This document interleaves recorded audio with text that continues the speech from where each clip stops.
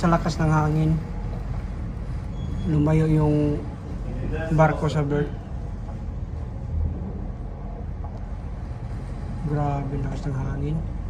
Naglo-loading ako, lumayo, naputo lahat ng lubid.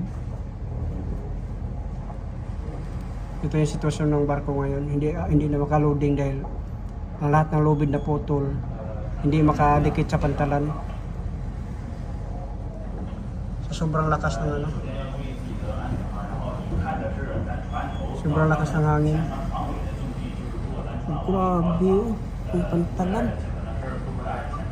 Hindi pwedeng lumabas. Yung ibang barko doon, buti nakatali pa. Itong barko na ito, naputol talaga lahat ng lubid dahil mabigat na ito. Loaded na siya.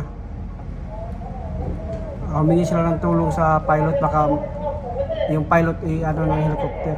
Emergency to. Emergency situation.